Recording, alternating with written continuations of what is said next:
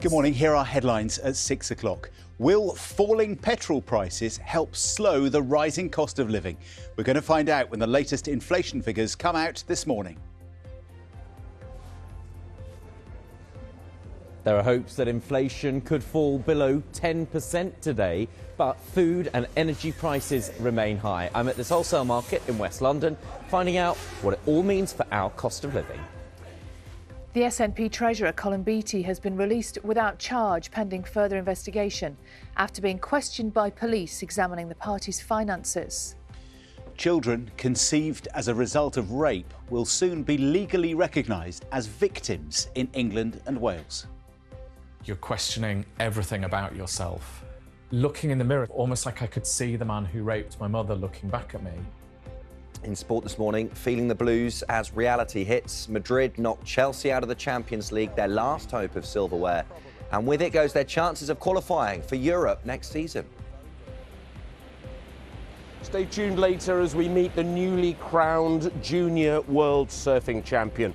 Not a Hawaiian, not a Californian, not an Australian. He's a proud Cornishman. Well, also this morning, an influential group of MPs has questioned whether the government has adequately budgeted to fund the military. The Public Accounts Committee says the current equipment plan suffers from optimism bias and doesn't properly consider cost pressures like inflation. They add that if the problems are not rectified, the UK may struggle to maintain its contribution to NATO. Losing weight and keeping it off has been found to put type 2 diabetes into remission for at least 5 years. Participants in a diabetes remission clinical trial were placed on diets including low-calorie soup and shakes for up to 20 weeks. Patients who maintained their lower weight managed to stay off medication to manage blood sugar levels. And a report has found that while the national minimum wage has helped lift low pay rates, the UK still lags behind other nations in other standards like sick pay.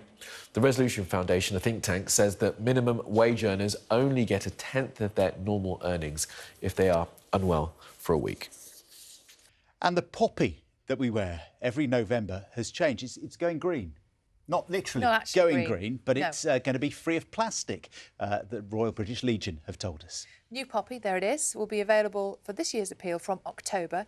It's made entirely from paper and can be recycled through ordinary household collections. It is the first time it has been revamped in 28 years. So that little green bit of plastic we used to get on the back that went into your buttonhole, replaced by cardboard and plastic, and apparently it's largely made from bits of old coffee cups, been recycled from the paper from coffee cups, the waste fibres from that. What a good idea. It is, isn't it? Fabulous. Yeah, we had the red noses for Red Nose We Day did. that changed into paper. And now we've got poppies as well, all plastic free. 11 minutes past 8. The Kate Bush single, Running Up That Hill, has been nominated for a prestigious songwriting award 38 years after it was released.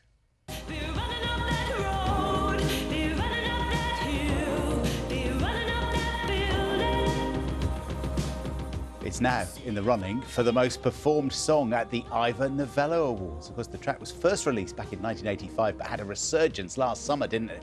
After it was used as one of the main tracks in the Netflix hit show Stranger Things, a whole new audience for that song. This Wednesday morning, let's look at the front pages of the papers, shall we?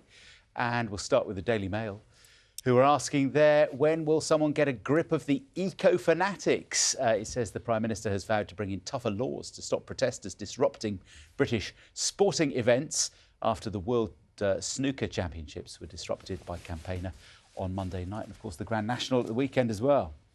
Guardian's front page features an image of Evan Gershkovich, the US journalist arrested in Russia. He was seen for the first time in weeks as he appeared in court in Moscow.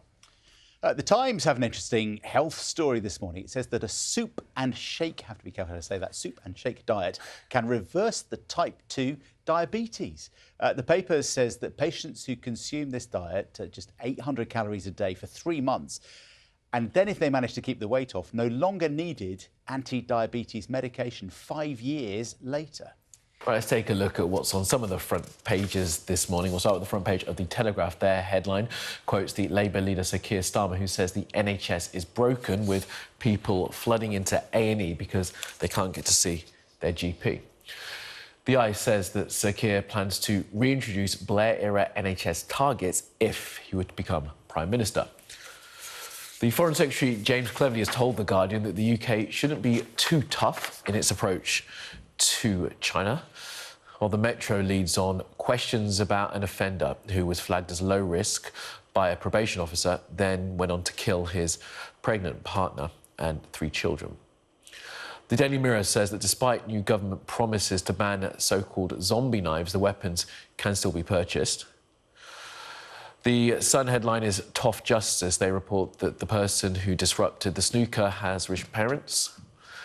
The Daily Mail describes climate protesters as eco-fanatics and asks when will someone get a grip. The Daily Express reports on council salaries as taxes increase. The Times reports on that clinical trial that we told you about a little earlier, which has shown that a soup and shake diet can help reverse type 2 diabetes. And the Financial Times leads on a fall in profits for the bank Goldman Sachs.